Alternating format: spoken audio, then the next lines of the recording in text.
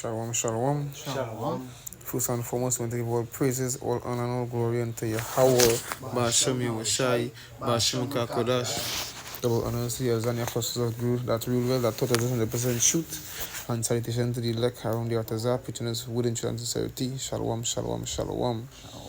So a few brothers here from GMS Camp in Trinidad come with a short video who put a define to the flock. Right, because you know in this day and this age, the younger ones, the older heads, right, they like to say that it's a great saying, everybody know of it, that this rapper sold his soul to the devil, right? This artist, this football track star, whoever it may be,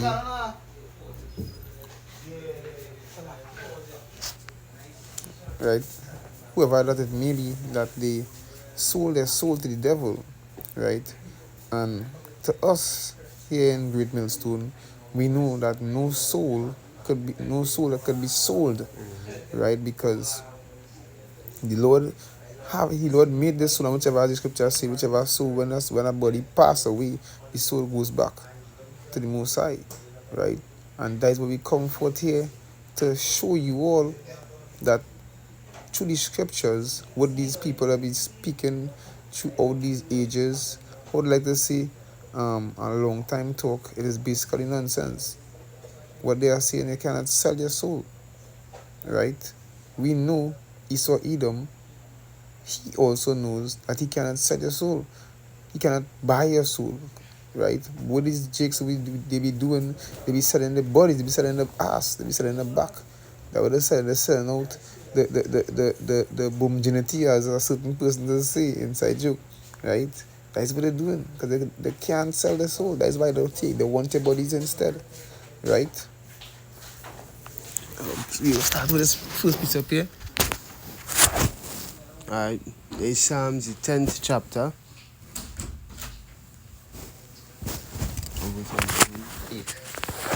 In Psalms 10 and verse 8. He sitteth in the lurking places of the villages. In the secret places doth he murder the innocent. His eyes are privily set against the poor. Right, and that is exactly what these wicked heathens, Esau Edom, that's exactly what they're doing. Right, the devil who we know is that white man, that so-called white man, right, Esau Edom. He is the one who doing this. He said that in the lurking places, they're watching. What the scriptures say, his eyes are privily set against the poor. Right? We feel they're watching me to do good things unto we. They're watching me to say, hey, let me uplift these people. No. We know that they had a hatred that from way back then. Right? From way back then, they hated the Israelites. Right? You blacks, you Hispanics. Right? They hated you from back then, from a long time ago. That is why they're doing these things. That's why they want to catch the poor. They will, a matter of fact, they will catch the poor, as the scriptures say. But who? These two-thirds Jakes who basically damned. Quick piece of that, we say it, right? Where that? There's Amos 1 and 11.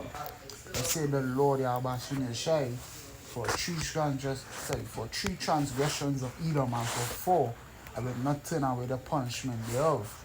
Because he did pursue his brother with the sword, and they cast off all pity, as anger did tear perpetually, and he kept his wrath forever. Right, and that is exactly what going on. Is a perpetual hatred they had from way back then. Esau Edom and these other heathen nations also. Right, and the Lord now, we say he not gonna take away the punishment, so they will be punished. As the scriptures say, then he that killeth with the sword must and will be killed with the sword. Right?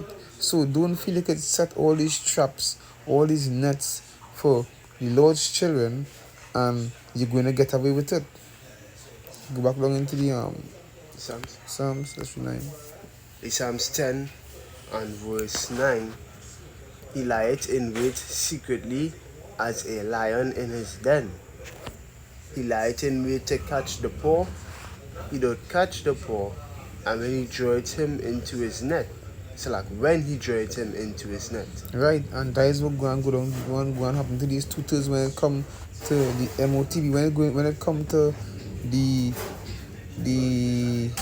19. What happened just the other day, right? That plague, that virus that was what was across to the four corners of the earth.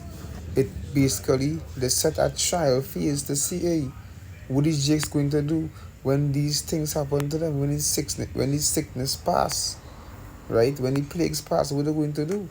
And wicked tutor Jakes again run towards the slave man's side, Isaiah 30, Isaiah 31, right? They run towards him for help. But what we did, because I thought a lot of brothers, when around that time they got sick, even me myself, want to know what's going on. But what happened? We never call upon these heathen nations to say, right, let me go and take this. No, we Lord say about the herbs of the land.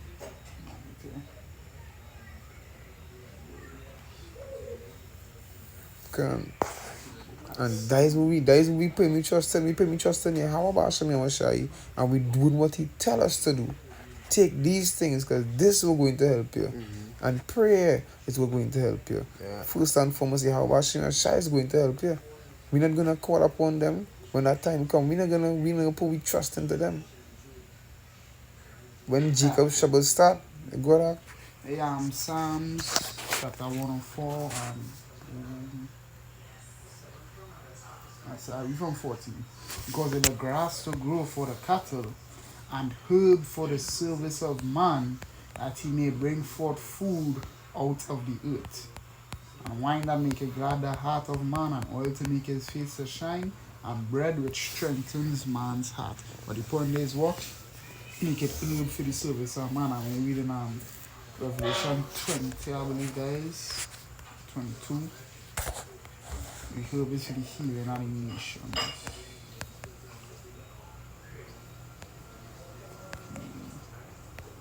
Revelation 22 and 2. In the midst of the street of it, and on the other side of the river, was there the tree of life, which bare 12 manner of fruits, and yielded fruit every month. And the leaves of the tree were for the healing of the nations. So what the herbs of the land is what the Lord provide to serve man, to help man heal themselves whenever they get sick. I'm a precept to back up here. Well, Because now we just turn to the words, right? We turn first and foremost say Hashem Yeshua, right? We do that through prayer. Because in James, the 5th chapter and the 14th verse, is any sick among you? Let him call for the elders of the church, and let them pray over him, anointing him with oil in the name of the Lord Yahweh Hashem Yeshua. Verse 15, and the prayer of faith shall save the sick, and the Lord shall raise him up, and if he have committed sins, they shall be forgiven him. So So what I know with James? James 5 and 14 to 15, right? So if you ever get in a dire position like that, right? Or if you have ever been in dire positions like that, we turn to the Lord, right? We're not seeking and waiting and hoping that somebody come out with some maxim to help you, because as the brother said, that was a test run to see who would take it if shit ever hit the fan. that's right. Right? You go ahead. Yeah, so these heathens